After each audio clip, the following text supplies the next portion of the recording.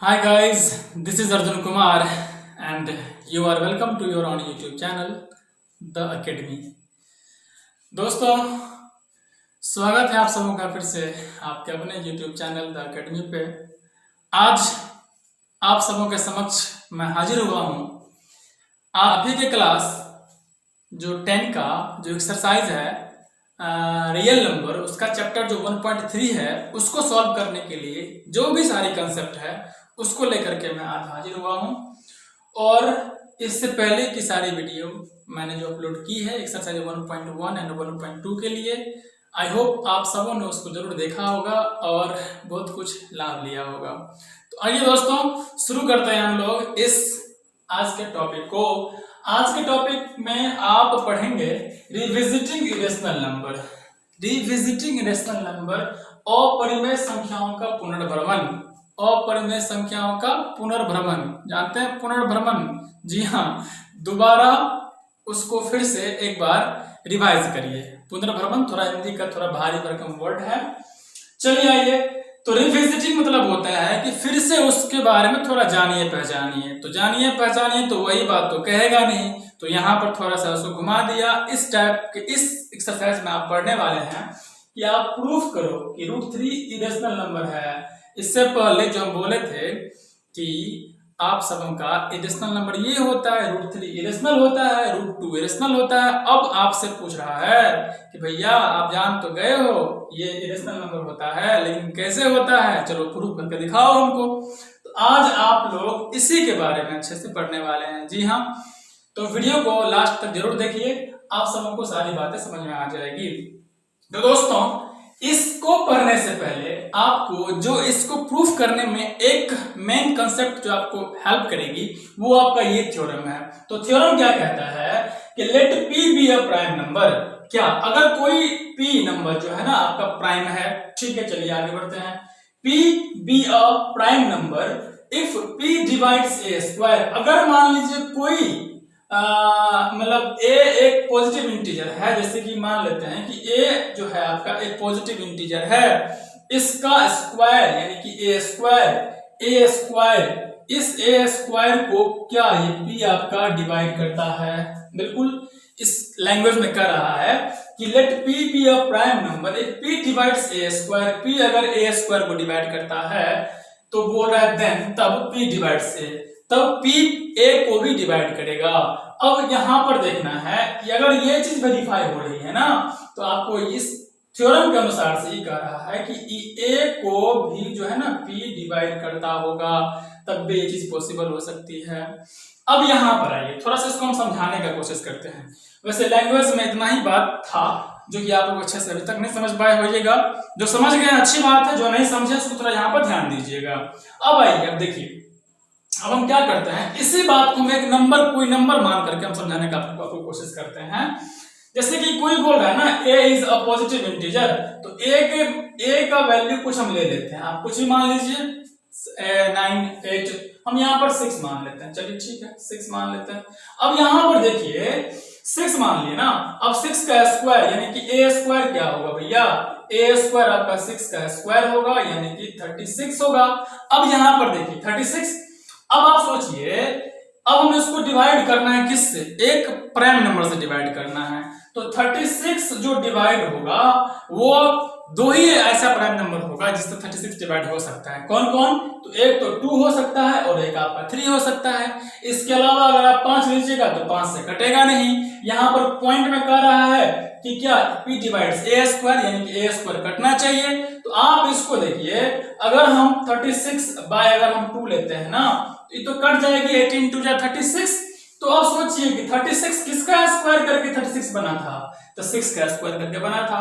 तो इसका 6 जो होगा ना, 6 भी आपका 2 से कटेगा, हर हाल में कटेगा।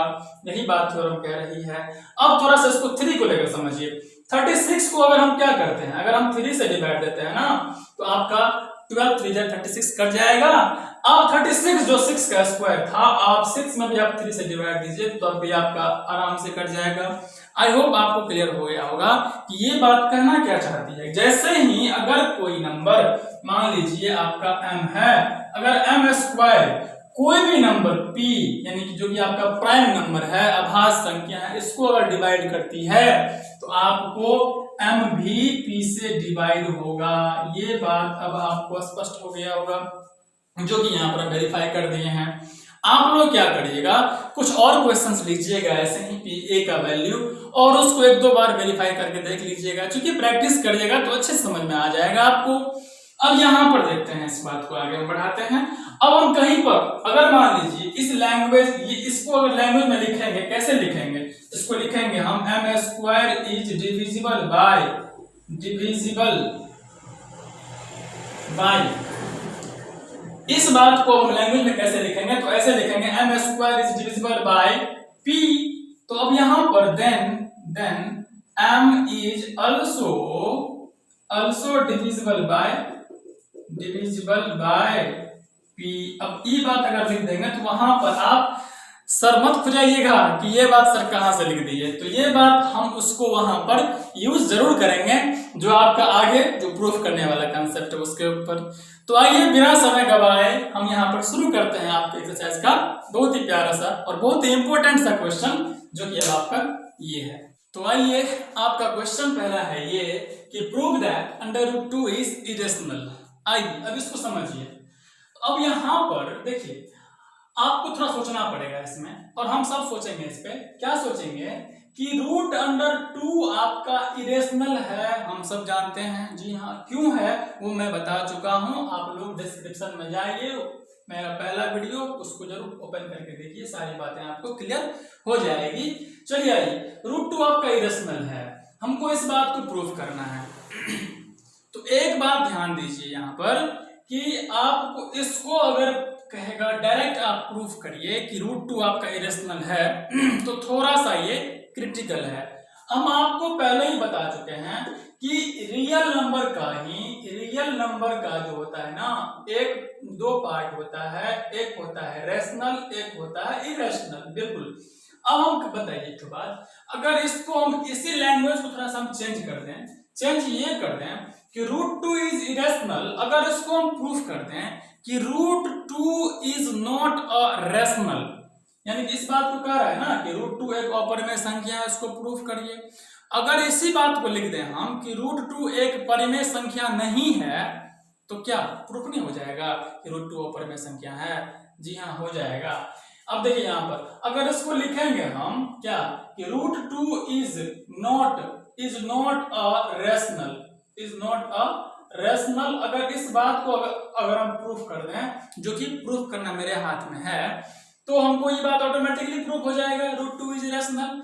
जी हाँ, अब यहाँ पर आइए, अब इसको हम देखते हैं कि इसको हम प्रूफ हम कैसे करेंगे।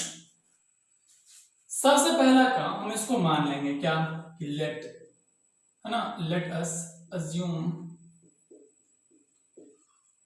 That √2 is rational. जी हाँ, आपको इस बात को मानना पड़ेगा कि √2 जो है ना आपका रेशनल नंबर है। और लास्ट में क्या करेंगे हम, इस बात को जो माने है ना, इस क्वेश्चन में क्या है, इस क्वेश्चन का मजेदार बात ये है, बहुत इंटरेस्टिंग बात, कि आप जो बात मानते हैं ना उसी को गलत प्रूफ कर दीजिए आप, बिल्कुल आपका क्वेश्चन बन जाएगा। जी हाँ, हम अभी माने हैं कि √2 रेशनल नंबर है, अब हम क्या करेंगे, अपना ही विरोध करेंगे हम। जी हाँ, अपना ही विरोध करेंगे, और ये बात जो माने है ना √2 रेशनल नंबर है, उसको हम गलत साबित कर देंगे, तो मेरा काम बन जाएगा। जी हाँ, अब आइए, अब इसको देखिए, तो √2 जैसे ही रेशनल हो जाएगा, आपके माइंड में बत्ती जलना चाहिए, दिमाग की बत्ती जलना चाहिए और आना चाहिए कि क्या होती है रेशनल नंबर। जी हाँ, रेशनल नंबर, तो रेशनल नंबर वो होती है जो p/q के रूप में लिखा जा सके, p/q के रूप में लिखा जा सके। तो जैसे ही रेशनल अगर माने हैं हम इसको, तो √2 क्या होगा, √2 = p/q के रूप में होगा। जी, p/q के रूप में होगा। अब यहाँ पर देखिए, यहाँ पर आपको एक बात स्पष्ट करना पड़ेगा, क्या कि where p and q are integer, ये बात आपको स्पष्ट करना पड़ेगा कि p and q are integer and co-prime also और Q is not equal to 0।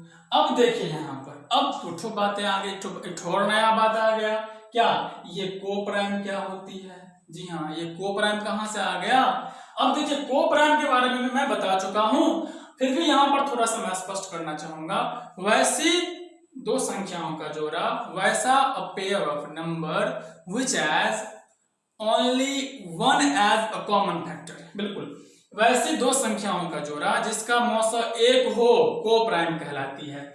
अब यहाँ पर देखिए, अब ये P और Q क्या होना चाहिए? कोप्राइम, यानी कि दोनों का मौसा एक होना चाहिए। इतनी सारी बातें आपको समझ में आ गया होगा। जो बातें लिखे हैं हम पहला काम क्या किए? √2 को मान लिए रेशनल मान लिए, तो P बटा Q के रूप में हो जाएगा, जहां पर P और Q दोनों क्या होना चाहिए? इंटीजर होना चाहिए, और इंटीजर होने के साथ साथ कोप्राइम भी होना चाहिए, और Q is not equal to 0। ये आपका रेशनल नंबर का ही प्रॉपर्टी है। बिल्कुल। अब यहाँ पर एक नया टर्म आ गया कोप्राइम। तो कोप्राइम के बारे में आप लोगों को पता होना चाहिए कि जैसे कि क्या 4 और 5 कोप्राइम है, जैसे कि आपका कितना 9 और आपका 10 कोप्राइम है। क्यों? दोनों का HCF आपको 1 आ रहा है, जिसका HCF 1 आएगा वो कोप्राइम होगा। अब यहाँ पर थोड़ा सा सोचने वाली बात ये है कि अगर हम कहेंगे कि क्या 10/8 आपका क्या है? रेशनल नंबर नहीं है, तो आप कहिएगा हाँ है, लेकिन दोस्तों इसको थोड़ा गौर करिए, ये 5/3 का ही रेशनल नंबर है। तो सारा रेशनल नंबर जो होती है ना, वो आपका उस कोप्राइम नंबर ही होती है। अब उसको आपको सिंपलीफाई करके चेक करना पड़ेगा। जैसे कि आपको लिख देगा 20 बाय आपको कहा देगा 16, तो 4 5 जा 20, अब 4 4 जा 16। तो यानी कि ये जो 20 बाय 16 है, ये 5/4 ही तो है। तो आप यानी कि इसका जो सिंपलेस्ट फॉर्म हुआ 5/4, उसका मौसा अगर आप निकालेगा वो तो 1 होगा ना। बिल्कुल हाँ। तो जो भी कोई रेशनल नंबर अगर होती है, अगर वो सिंपलेस्ट फॉर्म में है, तो उसका मौसा 1 ही होगा। अब यहाँ पर आइए, इतनी सारी बातें आप अच्छे से समझ गए होइएगा। अब यहाँ पर एक तो बात सोचना है हमको कि क्या इतना बात लिख देंगे तो मेरा ये प्रूफ हो गया? जी नहीं, बिल्कुल नहीं, अभी प्रूफ नहीं हुआ है। अब आपको सोचना पड़ेगा कि इसका कमजोरी क्या है। जी हाँ, आप कोई भी गेम खेलते हैं ना, तो वहां पर आपका जो सामने वाला होता है उसका आप कमजोरी ढूंढते हैं। जी हाँ, आपका सामने वाला एक क्वेश्चन है, हमको इस बात को प्रूफ करना है, तो इसका कमजोरी क्या ढूंढना है हमको, वही सीखिए। यानी कि अब कमजोरी आपका यही है, अगर इसका दोनों का P और Q का कॉमन फैक्टर 1 के अलावा कुछ अगर आ जाए तो मेरा काम बन जाएगा, जो हम माने हैं वो मेरा गलत हो जाएगा।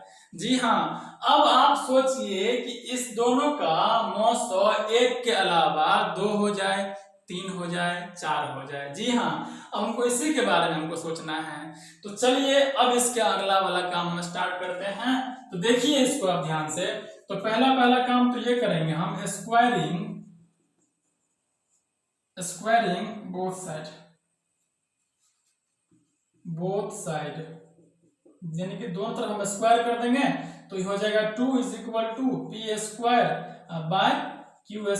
अब यहाँ पर देखिए ध्यान से, अगर इसको क्रॉस मल्टीप्लाई करेंगे हम, तो P² इज इक्वल टू नहीं हो जाएगा 2Q²। जी हाँ, हो जाएगा। अब यहाँ पर एक बात और आ गई, क्या इसको हम कह सकते हैं, अगर इसको और हम थोड़ा सा एक स्टेप और हम लिख लें, तो P²/2 is equal to Q² होगा। बिल्कुल हाँ, इसको 2 को हम यहाँ पर ले आए हैं। अब थोड़ा यहाँ पर सोचिए आप लोग, अब हम इसको क्या लिख सकते हैं कि P² इज डिविजिबल बाय 2। जी हाँ, इसको लिखिए, यहाँ पर क्या लिख सकते हैं, इसको लिख सकते हैं P² इज डिविजिबल बाय 2। जी हाँ दोस्तों, यहां पर ये बात अगर आप लिख लिए P² इज डिविजिबल बाय 2, क्यों? क्योंकि P² में 2 से भाग दिए तब ना हमको Q² आया है, यानी कि पूरा कट गया, पॉइंट में तो नहीं आया है। अगर आप Q का मान कुछ और रखिएगा, 1 रखिए, 2 रखिए, 3 रखिए, तो क्या आएगा? एग्जैक्ट नंबर आएगा, पॉइंट में तो आएगा नहीं। तो ये बात तो हम आराम से कह सकते हैं कि P² इज डिविजिबल बाय 2। अब जैसे ही P² इज डिविजिबल बाय 2, तो आप चेक करिए क्या ये 2 प्राइम नंबर है, तो तो आप कहिएगा हाँ है प्राइम नंबर। तो प्राइम नंबर जैसे ही ये हो गया तो अभी अब ये प्रूफ किया है इसके पहले हम कि P square divisible by 2 then p is also divisible by 2। बिल्कुल हाँ, इस बात को अब आप आसानी से लिख सकते हैं therefore p is also divisible by 2। जी हाँ, p जो है आपका 2 से कट रही है। अब यहाँ पर p 2 से कट रहा है। अब हमको इसको दिखाना पड़ेगा कि q भी 2 से कटना चाहिए। जी हाँ, अब हमको दिखाना पड़ेगा q भी 2 से कटना चाहिए, तो p भी 2 से कट जाएगा और q भी 2 से कट जाएगा, तो दोनों का मौसा क्या हो जाएगा, 2 हो जाएगा। तो जो मेरा सपोजिशन था, जो चीज माने हैं हम, वो मेरा मानना गलत हो जाएगा। क्या ये को प्राइम मेरा नहीं रह जाएगा? तो को प्राइम जैसे ही नहीं रहा तो ये जो रेशनल माने हैं वो मेरा गलत हो जाएगा मानना। तो जो संख्या रेशनल ना होगी वो रेशनल होगी ही होगी, क्योंकि रियल नंबर का दो एगो पार्ट, एगो रेशनल एगो इरेशनल। रेशनल नहीं हुआ तो वो इरेशनल होगा। अब हम इसको सोचिए कि अब आपको ये सोचना है कि q का फैक्टर q 2 से कैसे कटेगा। अब यहाँ पर देखिए, जैसे ही हम यहाँ पर थोड़ा सा सोचिएगा, जैसे ही p डिविजिबल बाय 2 हुआ तो p इज इक्वल टू लिख सकते हैं हम 2 और यहाँ पर c लिख लीजिए या फिर आप k लिख लीजिए, कुछ लिख लीजिए। हम यहाँ पर c लिखते हैं, हम इसको लिखेंगे p is equal to 2c। या नहीं, अगर आप इसको भी नहीं समझे हैं तो एक बात और लिख लीजिए इसको, p is divisible by 2, p 2 से कट रहा है। अब बराबर में कुछ हो तो देगा ना, मान लेते हैं c दे दिया हमको। अब यहाँ पर p इज इक्वल टू क्या होगा, 2c होगा। जी हाँ, p इज इक्वल टू क्या हुआ, 2c। अब क्या करिए, फिर से आप क्या करिए, स्क्वायरिंग बोथ साइड। अब फिर से क्या करिए, दोनों तरफ स्क्वायर कर दीजिए। जी हाँ, तो P square is equal to क्या हो गया, 4c स्क्वायर नहीं हो गया जी, 4c स्क्वायर हो जाएगा। अब पी स्क्वायर का वैल्यू यहाँ से है ना, क्यू है 2q स्क्वायर, यहाँ से पी स्क्वायर का वैल्यू यहाँ से 2q स्क्वायर पुट कर दीजिए तो क्या हो जाएगा, देखिए 2q स्क्वायर पुट करने पर 4c स्क्वायर हो गया। तो 2 से 4 नहीं कट जाएगा, 2 1 जा 2 और 2 2 जा 4। तो यहाँ पर क्या हो गया, q square is equal to 2c square. जी हाँ, देखिए अब सेम वही वाला नहीं आ गया, चीज सेम आ रहा है आपका। अब फिर से 2 को यहाँ पर ले जाएंगे हम, तो 2 को यहाँ पर आ जाइए। अगर 2 को यहाँ पर ले जाएंगे तो ये है आपका बॉर्डर पार जाएगा तो गुना में है तो भाग में हो जाएगा, इसका चेंज करना पड़ेगा। जी हाँ, q square is equal to क्या हुआ आपका, 2 हुआ। अब q square is equal to 2 हो गया, बराबर में c स्क्वायर हुआ। तो आप क्या कह सकते हैं, सेम वही वाला बात नहीं आ गया, सेम देखिए आपको आ रहा है। क्योंकि हमको प्रूफ करना है सेम बात, तो सेम तो करना ही पड़ेगा। अब यहाँ पर लिख सकते हैं क्या कि q स्क्वायर, क्या लिख सकते हैं कि q square is divisible by 2, therefore q is also divisible by 2। अब देखिए, अब आपका काम हो चुका है दोस्तों।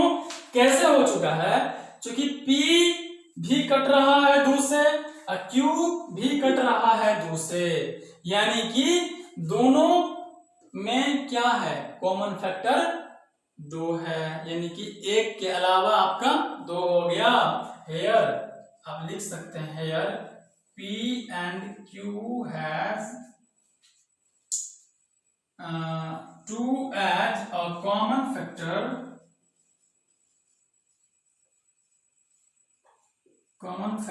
other than 1। जी हाँ, इस बात को आप लिख सकते हैं, 2 p और q के पास क्या होगा, 2 उसका कॉमन फैक्टर हो गया एक के अलावा।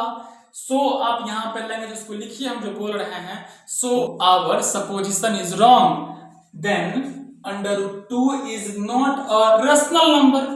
रेशनल नंबर नहीं हुआ तो √2 इज इरेशनल नंबर। जी हाँ, अब आपका प्रूफ हो चुका है। जी दोस्तों, आई होप आपको अच्छे से समझ में आ गया होगा। जी हाँ, आइए दोस्तों, हम आपके सामने एक और क्वेश्चन लेते हैं जो कि आपका ये है, और ये क्वेश्चन कह रहा है कि prove that √3 is irrational number. Same type का क्वेश्चन है, मैं इसको थोड़ा मैं फास्ट में करूंगा, जहां पर हम समझाने वाला बात होगा वहां पर मैं रुक करके समझाऊंगा। तो पहला बात तो हमको ये करना है कि मान लेना है क्या कि let us assume that √3 is a rational number। ठीक है, तो therefore √3 is equal to क्या होगा, p/q हो जाएगा। अब p/q होगा और यहां पर क्या आपकी बात लिखना पड़ेगा कि p and q are integer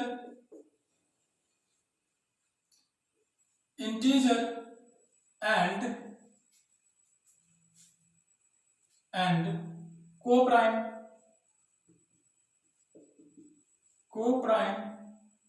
और q is not equal to 0।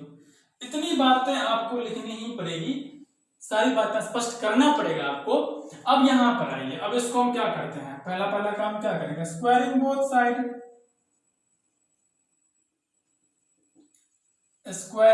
Side. तो क्या √3 स्क्वायरिंग करेंगे बोथ साइड तो क्या होगा, 3 इज इक्वल टू p² अब यहां पर आइए, स्क्वायरिंग करने के बाद यहां पर क्या हो गया, अब आप लिख सकते हैं ना कि p² is equal to 3q²। जी हाँ, अब यहां पर क्या होगा, p²/3 is equal to q²। जी, अब यहां पर लिख सकते हैं आप कि p² is divisible bye 3, therefore p is also divisible by 3। अब ये सब सारी बातें आपको स्पष्ट हो गया होगा कि हम कैसे लिखे और क्यों लिखे हैं सारी बातें। अब यहां पर आइए, फिर से क्या करेंगे, हम ऐसा करेंगे कि p is divisible by 3, तो यहां पर लिख सकते हैं हम कि p is divisible by 3, और जो p को हम 3 से हम डिवाइड करेंगे तो कुछ ना कुछ क्वोशेंट तो आएगा ही आएगा। तो चलिए हम k मान लिए। अब k मानने के बाद क्या होगा, अगर इसको आप क्रॉस मल्टीप्लाई करिएगा ना तो p इज इक्वल टू नहीं होगा 3k। अब p is equal to 3k होगा। अब फिर से क्या करिए, इसको आप स्क्वायरिंग बोथ साइड। अब इसको अगर आप स्क्वायरिंग करिएगा तो क्या होगा, नहीं हो जाएगा कि p² is equal to 9k²। अब p² is equal to 9k² हो जाएगा तो p² की जगह 3q² तो रख सकते हैं हम। अब आइए, 3q² is equal to 9k²। इस p² की जगह हम 3q² रख दिए तो अब यहां पर कट जाएगा, 3 जा 9, यानी कि q² इज इक्वल टू क्या, 3k² नहीं हो जाएगा। अब इसको लिखेंगे ना हम क्या कि q² by 3 is equal to k²। जी हाँ, अब हमको यही बात फिर से हमको यहाँ पर आ गई, तो हम लिखेंगे ना कि क्या कि q² is divisible bye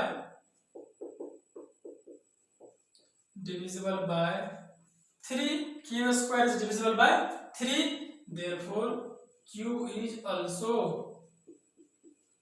divisible by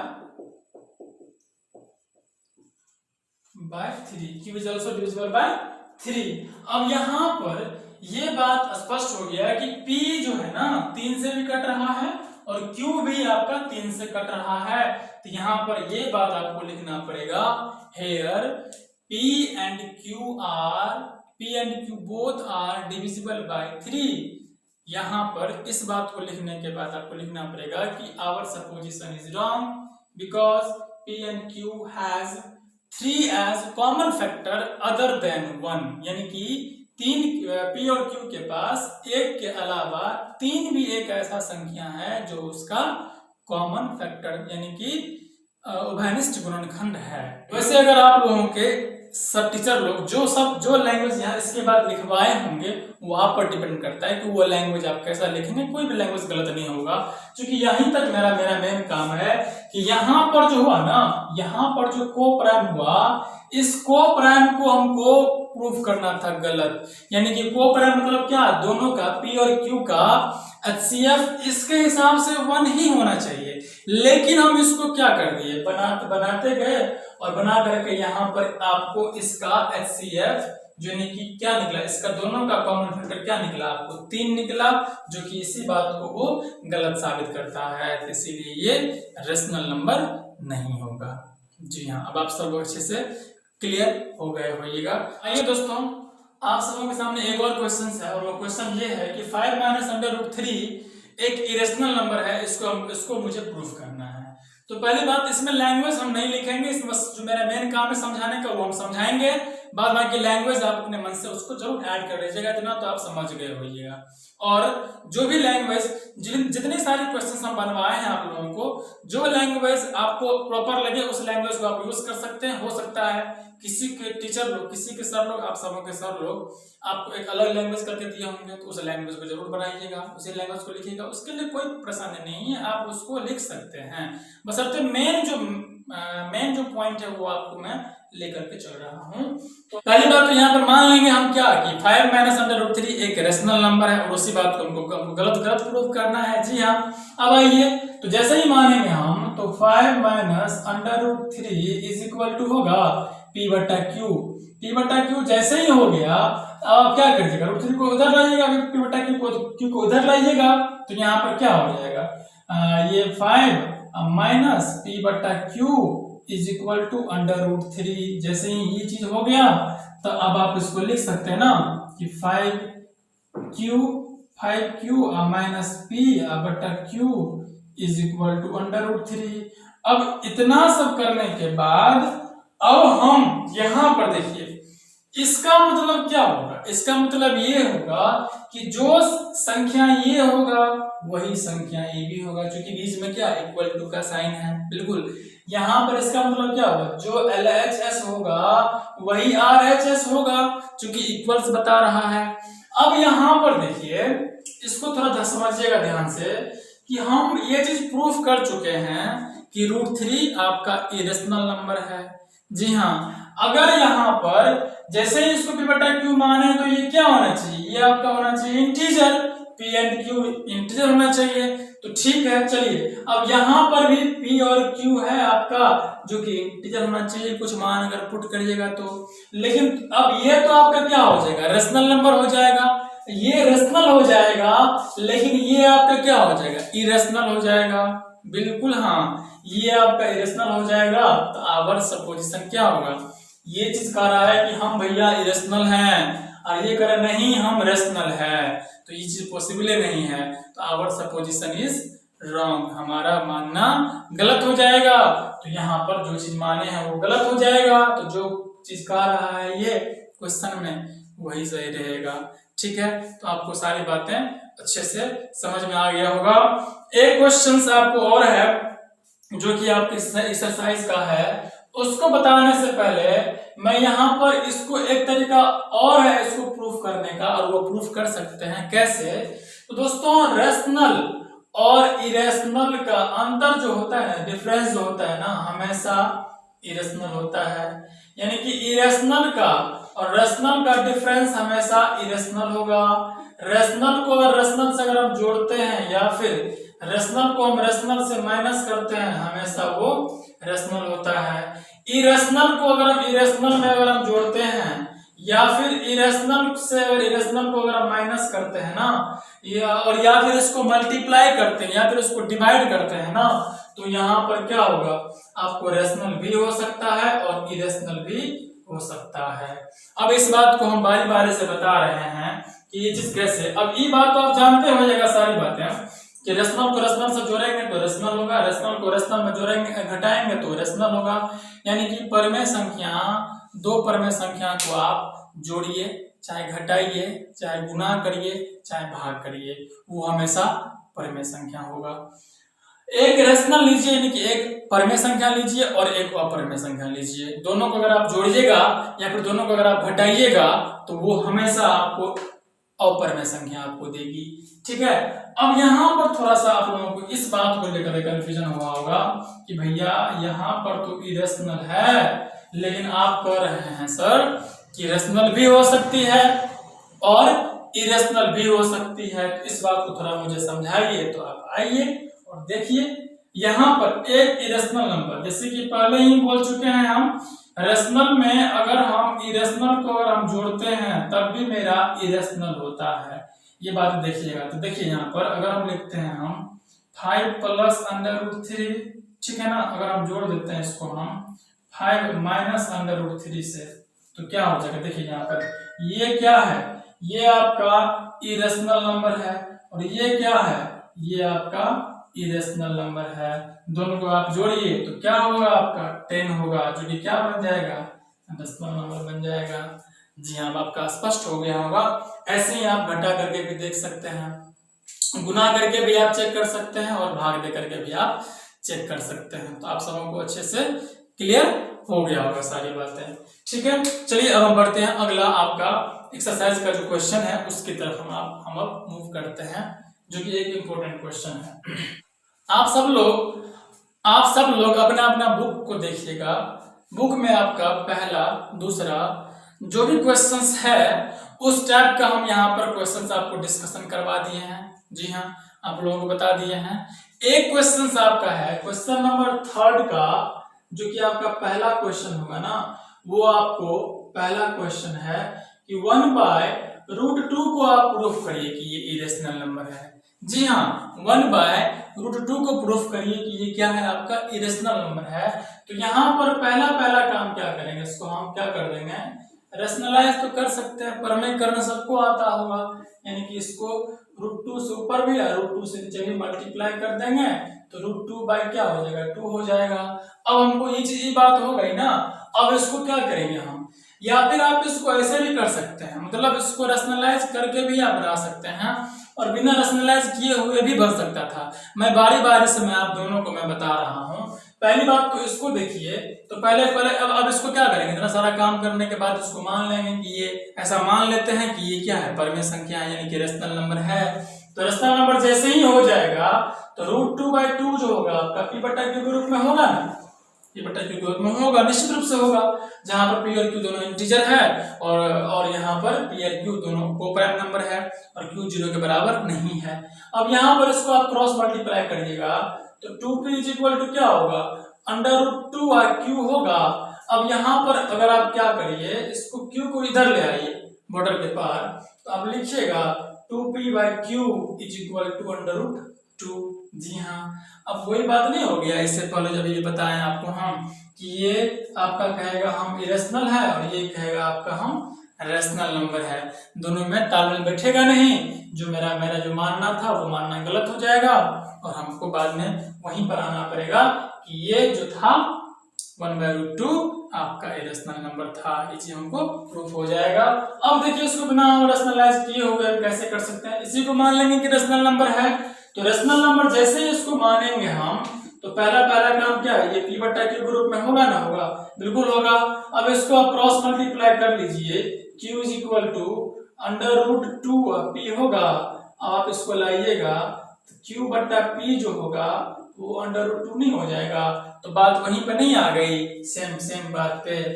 तो यहाँ पर भी वही बात आप लिख सकते हैं, p और q integer, but I proved that, मैंने प्रूव किया हूँ, कर चुका हूँ कि √2 जो है ना आपका इरेशनल नंबर है। तो जैसे ही ये इरेशनल नंबर होगा इस बात को वो गलत प्रूफ कर देगा जो हम माने हैं उस बात को, और हमारा जो मेन क्वेश्चन है वो ऑलरेडी आपका प्रूफ हो जाएगा।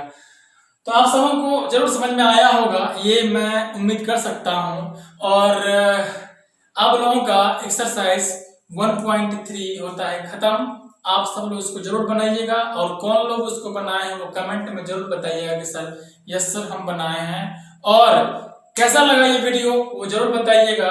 साथ ही साथ अगर अच्छा लगा वीडियो तो वीडियो को लाइक करिएगा और लाइक करने के बाद अपने दोस्तों के पास शेयर करिएगा ताकि उसको भी कुछ ना कुछ फायदा हो सके। और अगर आप हमारे चैनल पर नए हैं तो चैनल को सब्सक्राइब करिए, बेल आइकन को प्रेस करिए। मिलते हैं दोस्तों अगले वीडियो में नई उत्साह, नई ऊर्जा, नई उमंग के साथ। तब तक के लिए खुश रहिए, स्वस्थ रहिए, अपना, अपने माता पिता का और अपने देश का ख्याल रखिए। जय हिंद।